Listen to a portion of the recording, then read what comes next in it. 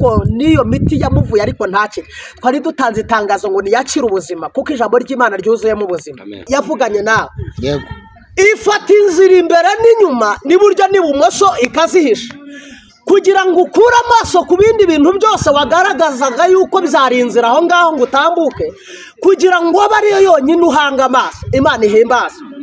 Twagere nanone ngo mbibutse ko Imana irindi nyandiko kuruta ibintu byasohoye.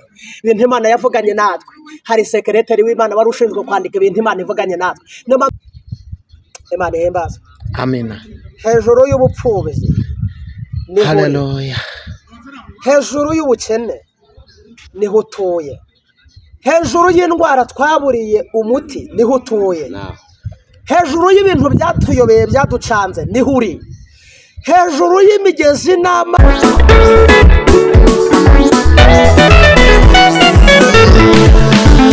n'abafite imimba n'ibibazo bigoye cyo ngaho nimutuze dore umukiza araje nimwibuke Eliya munsi y'umurotemu isabira gupfa azira mutabara Dawidi wari umushumba nimuhindure umwami muri bene se bose nimuhe icyubahiro iyo ni Imana niyo n'imbaraga dore iyo ni ubasha kanije gutabara iyo ni Imana niyo n'imbaraga dore iyo ni ubasha kanije gutabara. Tubashimire abateze amatwi kandi abo dukomeza kubana uko bukeye nuko bwije mu mwanya wo kuganira ijambo ry'Imana kuri izi mbuga nkoranyambaga. Ndabona zitandukanye, hari nyinshi zitandukanye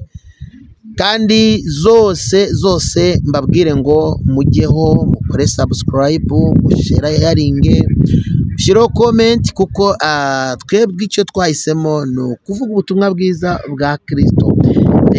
Umuhamagaro wacu cyangwa se umumaro wacu nuko Kristo yunguka kubera ko turi kumukorera neza.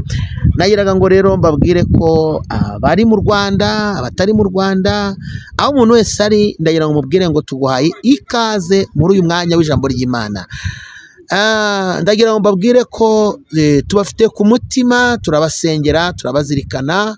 Akenshi tugiye dukunda kubabona benshi muduha ibyifuzo, mutubwira intambara n'urugamba muhura narwo. Ndagira ngo mbabwire ko tutajya tubirenza ingohe, dukomeza tubizirikana, twibuka yuko Imana yaduhuje kugira ngo tubabere amaboko abasunika ku Mana, kubera yuko niko ijambo ry'Imana rivuga muri Filimoni. Aravuga ngo bibe bityo mwene data nkubonemo umumaro muri Kristo Yesu unduhura umutima. Ndagira ngo rero mbabwire ngo abababaye, abari mu kaga, abari mu makuba, ni muhumure siko bizahora. Ahari kurira kwararira umuntu nijoro ariko bwacya mu gitondo impundu zikavuga. Ese ujya wizera ko Uwiteka yakuha kuvuza impundu nubwo wari warayurira?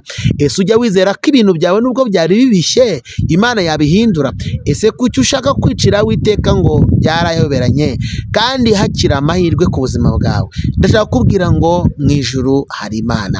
Hanyuma kubw'iyo mpamvu, kubw'umurimo w'Imana, kubw'umukozi w'Imana tugiye kwakira, nagiraga ngo ngewe umuhostinze mbabwire ko ari Pasiteri Moise Sindayigaya.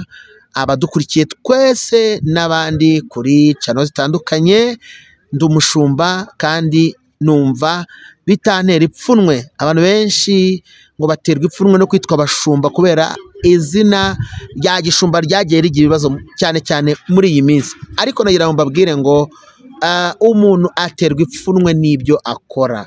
Ibyo utabikora nabi niko abikora. Ino bavuze ngo iyo mbikora mbikunze ndagororerwa. Rero ndagira ngo mbabwire ngo turabakunda kandi tubahoza ku mutima. Hanyuma murabona imbere yacu kuri kamera ko dufite umutumirwa utari umushyitsi, kuko ni umushyitsi musangwa. Bwashize narababwiye ngo ni ubwa mbere aje ariko nta nubwo ari ubwa nyuma. Rero kuko mwagiye mumukunda mukifuza kubana nawe, ndagira ngo tubanze dusenge tuza kumwakira. Abafite message y'Imana tubanze dusenge. Reka musengere dawe, reka ngusengere nk'umushumba, reka ngusengere. Mana yacu nziza, turagushimiye turaguhimbaje ku bwa Dawidi, ku bw'abakunzi bagiye gukurikirana ijambo ry'Imana unyuze muri Dawidi mugaragu wawe. Ndasenze ndamwingingiye Kristo kugira ngo umugire neza, umugisha wawe umubeho. Uyu ni umwana wawe kandi umuzi kuruta twebwe. Ndinginga Imana yera ishobora byose, haleluya, imanukire kubana nawe, imukoreshe. Ndasenze ngo ikirere cyeyuke, ibitavuga Imana biceceke, mwuka wose w'ikuzimu uceceke, umuntu wese ahure na Kristo. Ijambo ryawe rigira ububasha mu mitima abagukurikiye Kristo n'abagukurikiye abakumenye. Dufite amahirwe no ku munsi mubi tuzakomera. Haleluya. Ndasenze rero kugira ngo mugaragu wawe umwiteho kandi Kristo umukoreshe nk'uko usanzwe umukoresha. Tugukinguriye imitima kandi tugoye karibu n'ikaze Yesu, ngo uyobore byose bikumvire mu izina rya Yesu, amen.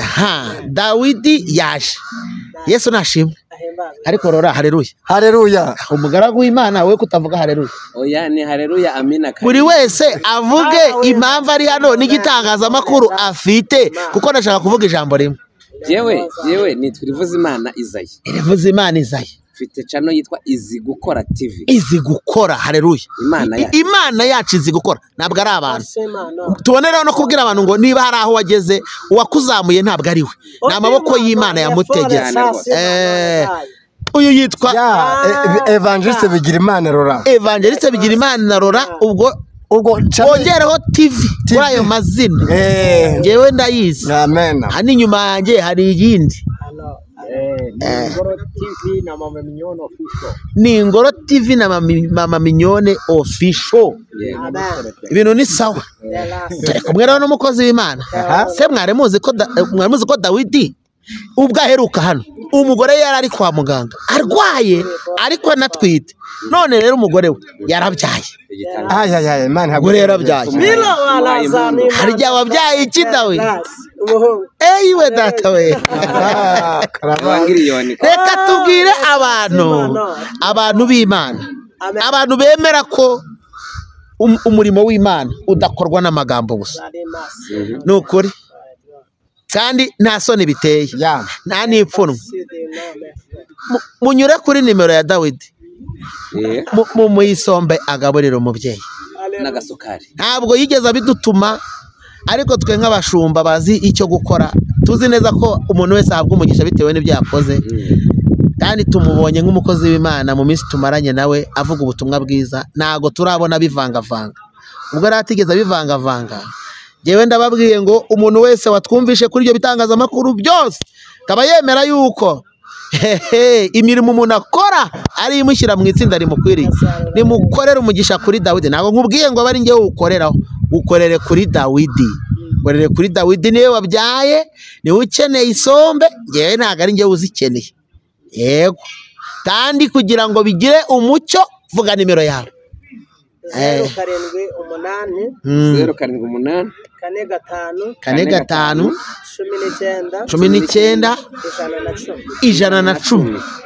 Amazina yitwa Niyorukundo John.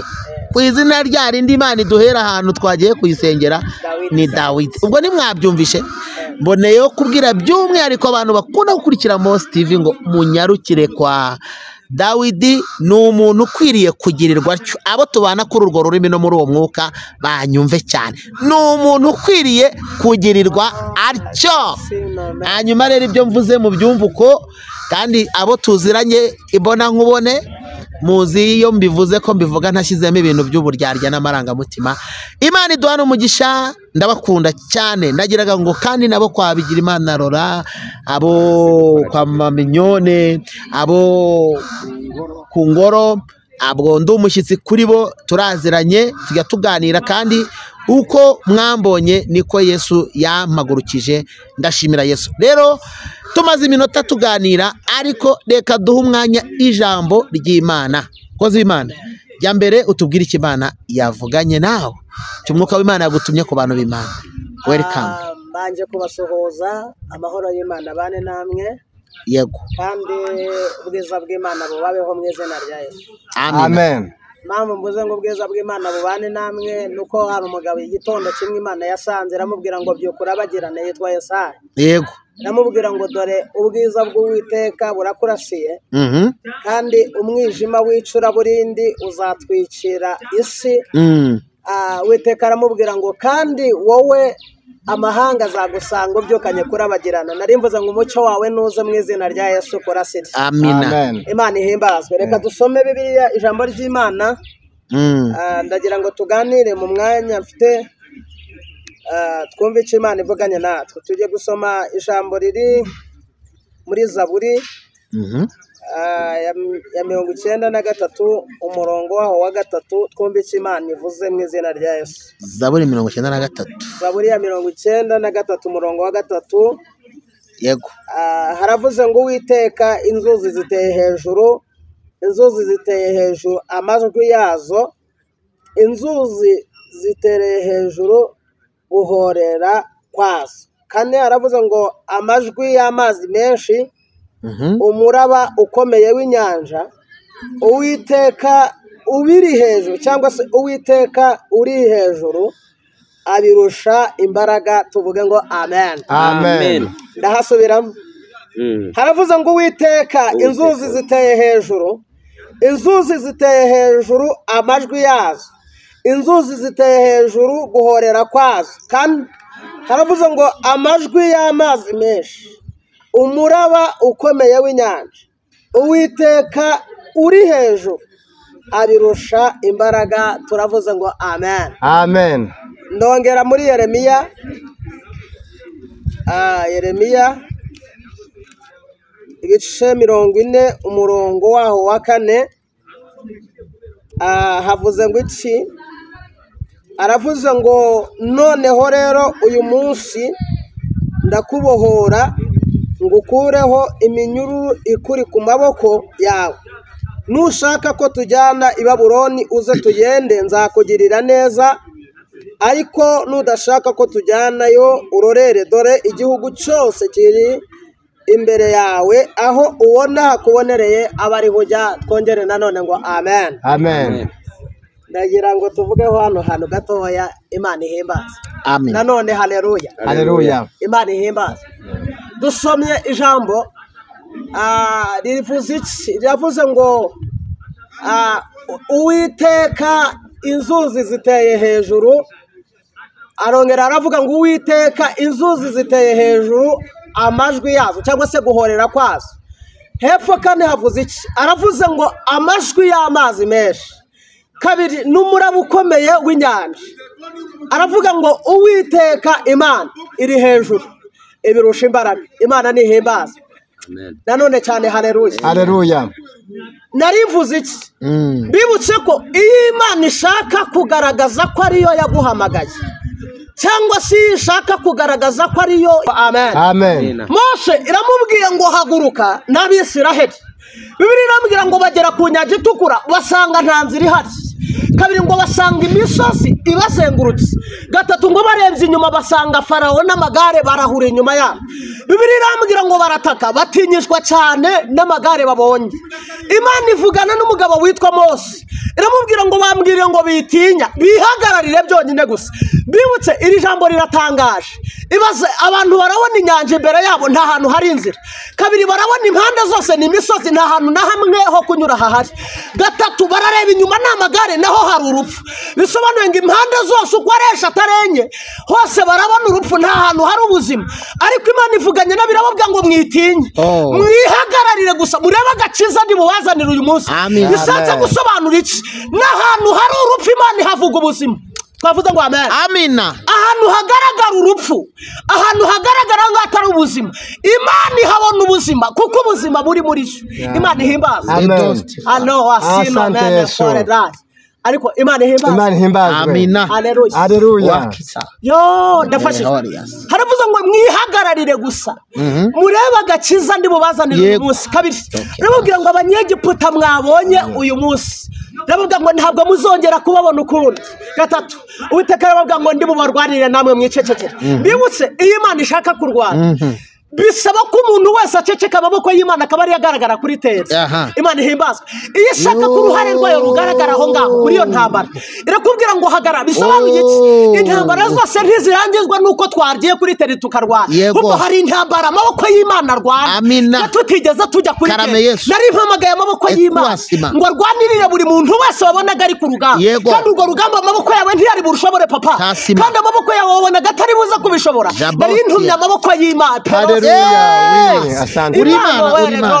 Amaboko y'Imana ahagurukire kuza kurwana ho hantu wabonaga intambara yari ndende ku buzima bwawe. Imana ihimbaza. Yego Yesu. Uwiteka aramubwira ngo mwihagararire ndibuze kubarwanirira namwe mwicecekere. Yo yaga igitangaza gikomeye. Uzi kubona Imana iri kukurwanirira no kosa no mene fore pere gloria no asino me egal. Uzi kubona Imana iri kurwana uhagaze, kandi aho hantu wari kujya kurwanayo ariko ntugiye kurwana. Bisobanura ngo amaboko y'Imana niyo ari gukora aho ngaho. Imana iwe ne pere drasino mene wiri gloria heno ne koti tasino miwa no mezariga ndisanima oda piri widori. Haleluya Yesu. Ne dikosima no redrai. Ndafashijwe ba. Imana ihimbaza. Haravuze ngo mwihagararire byonyine mureba gakiza ndibuze mbazaniye uyu munsi. Bisobanuye iki? Yo ubijambo rikomeye. Bibiliya irambye ngo mu gicuku cya nyuma Rwanda bari bashyizwe. Bisobanuye mu Rwanda cyangwa se mu bihugu bitandukanye nabonye imishinga runaka n'abantu bajya gutangiza imishinga yabanje guhera mu bitekerezo, ariko nabonye Imana igihagurutswa no kuza gukora bitari mu gateganyo k'abantu. Nta muntu n'umwe ubitekereza, nta n'umwe ubiteganya, nta n'umwe ubikeka ko Imana yakabikoze, ariko amaboko y'Imana karepera sino menera akabikora. Imana ihimbazwe. Ndavuga ngo mwihagararire. Bibiliya irambye ngo mu gicuku cya nyuma rubanda bari bashyizwe ngo nta muntu n'umwe wari uzi ko Imana y'Abisiraheli ibuze kwitamura. Bisobanuye iki? Bibiliya irambye ngo Abisiraheli bari bamaze kunanirwa, yo ngo bari bahereye gitondo birukanka bagera nijoro, bagera no mu gicuku cyane. Hari igihe umuntu aba mu gicuku ariko abandi bantu baturanye ntibamenye ko ari mu gicuku. Buri muntu wese agira igicuku cye. Shobora kuba mu gicuku cy'inzara, shobora kuba mu gicuku cy'uruvugo, shobora kuba mu gicuku cyo gutanga, shobora kuba mu gicuku cy'ubukode, ariko icyo gicuku wari urimo. Nari mpamagaye Imana ngo kwitamurira mu izina rya Yesu. Yo Bibiliya ivuga iki? Irambwira ngo nurepere rayi. Bibiliya irambwira ngo nuko Imana iritamurura. Uburyo Imana yitamuremo n'uburyo bubiri. Bibiliya irambwira ngo yitamure mu nkingi y'igicu, kabiri ngo ndetse no mu nkingi y'umuriro. Ijambo rirambwira ngo yitegereza ingabo z'Abanyegiputa bacikamo igikuba, ngo bahita babimenya, barabwirana ngo nimureke duhunga Abisiraheli. Tubonye Imana y'Abisiraheli twitegereje. Bibiliya ivuga iki? Ijambo rirambwira ngo Imana ibonye Abanyegiputa bagiye gusubira inyuma ngo bahunge, ijambo rirambwira ngo Imana ibanza kuza mu Bisiraheli yidekarara muri bo, ivugana n'abijambo rikomeye. Iravuga ngo nimuhumure ntimukomeze kwirukanka. Uzi ikintu gishimishije? Uzi iyo wari uzi yuko hari ibintu biri kure pere grâce biri kukwirukankana, ariko Imana ikakubwira itangazo rikubwira ngo ntibikikwirukankije kuko namaze kubifata bitakikwirukankije. Yo umutima wawe wongera kugira ihumure. Imana ifata ibyo bintu byakwirukansaga, yo ibikuremo inziga mu izina rya Yesu kugira ngo umutima wawe ujye hamwe. Bibiliya imbwira iki? Irambwira ngo nuko Imana ikura inziga ku magare yabo. Yo hari igihe twabonaga butari buke, ariko Imana ikuramo inziga mu magare ya Farawo, kandi twabonaga yaradushyikiriye, kandi twabonaga urupfu rudusatiriye, ariko Imana ikuramo inziga tubaho. Yo hari igihe twabonaga amagare ya Farawo yadutuze, bavuze ngo tuzatoragura amashashi n'ibimenyetso tubibona, ariko Imana igakuramo inziga. Ubwo nibwo buryo Imana ikuramo inziga. Baravuze ngo ntabwo azigera aba umugabo, azapfa ari imbwa. Imana igakuramo inziga tukaba abagabo, hashimwe umwami. Yo twongere nanone tuvuge ngo amen. Bibiliya ivuga ni Imana omene fore pere drone mane gasi Imana omene fore dry ora oda no me fore pere dry gidi wiri noa. Imana ihimbazwe ndafashijwe. Bibiliya ivuga iki? Imana ivugana n'umuhanuzi witwa Yeremiya, imubwira ijambo rikomeye. Iramubwira ngo noneho ndakubohora. Bisobanuye iki? Bivuze ngo yaraboshwe, hari ibintu byari bimuboshye. Iramubwira ngo ndakubohora. Ijambo rya mbere Imana yavuganye na Yeremiya, yaramubwiye ngo yewe Yeremiya we, iramubwira ngo ubonye iki? Uwiteka aramubaza ngo ubonye iki? Yeremiya aramubwira ngo mbonye inkoni y'umurinzi. Imana iramubaza ngo witegereje urarora neza? Yeremiya aramubwira ngo naroye. Imana iramubwira ngo uko niko ndindi ijambo ryanjye kugira ngo ndisoze. Mbibutsire ijambo. Imana irindi ijambo yavuze kugira ngo irisohoze cyane. Ijambo Imana yavuze ntigira ikinyuma. Uzi impamvu? Imana irindi inyandiko kuruta ibintu byasohoye. Ntago wabyumva. Ibintu Imana yasohoje kuri wowe ntibikirinzwe, ariko ibintu Imana yavuganye nawe byanditswe biracyarinzwe. Bisobanuye ngo Imana irindi ijambo yavuganye nawe ntizarica inyuma. twavuze ngo amen. Haleluya. Yo hari umugabo umwe witwa Moridekayi yigeze aburira umwami. Bibiliya imbwira iki? Ijambo rirambwira ngo Moridekayi amaze kumuburira birandikwa byonyine ngo abantu baramuseka. Baravuga ngo wakaburiye umwami ukagira ikintu na kimwe ubura cyakugororerwa. Haravuga ngo nabonye bandika byonyine, kuba banditse bisobanuye ko bitazibagirana. Irawino yanditse byonyine ntizigera isibama. Niyo hakimu undi mwami ntakiriho, umwana wanjye niyo yaba ariho azagirirwa umumaro cyangwa se azagira agaciro, kuko nagize umumaro mu gihe cyanjye. Nkwifurije kugira umumaro mu gihe cyawe. Bibiliya irambwira ngo Moridekayi aravuga ngo nabonye umwami abyandika. Imana ihagarara ku ijambo yavuganye natwe kugeza irisohoje. Imana ihebazwe. Twavuze ngo amen. Amen. Nta jambo ry'ipfabusa Imana igira. Nigeze ntangara mbwira abantu, ndababwira ngo impamvu umuntu avuga ijambo ntaririnde ni uko adaha agaciro ijambo yavuze. Uzi impamvu Imana irinde ijambo ryayo? Ni uko ijambo rivuze riresha nk'uko ingana, kandi riresha nk'uko iresha n'icyubahiro cyayo. Bisobanura ngo ntiyatakaza icyubahiro cyayo kubw'ijambo rimwe yavuganye nawe. Ihagarara kuri iryo jambo ryayo kugira ngo icyubahiro cyayo kidatakara.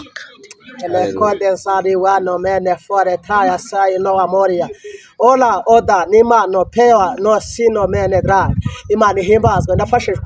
Bibiliya imbwira iki? Aravuga ngo noneho ndakubohora ngo ukureho iminyururu yari ikuboshe amaboko yawe.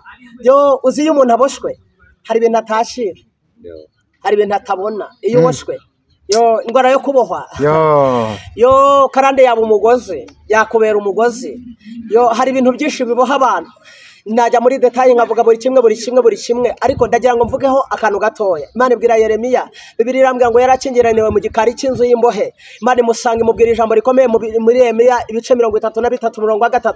Iramubwira ngo Yeremiya we, iramubwira ngo ntabaza ndagutabara, nkwereka ibintu bikomeye biruhije utamenya. Bibiliya imbwira iki? Ijambo rirambwira ngo Yeremiya ageze mu bice 40 ku murongo wa 4 ngo Imana ihitize ivugana na Yeremiya ijambo rikomeye. Yarakingiraniwe mu gikari cy'inzu y'imbohe. Imana ivugana nawe ijambo rikomeye. Irani perasi nome edome nikuda zanima niga disanima oda na lazarima ne pere gloria gas.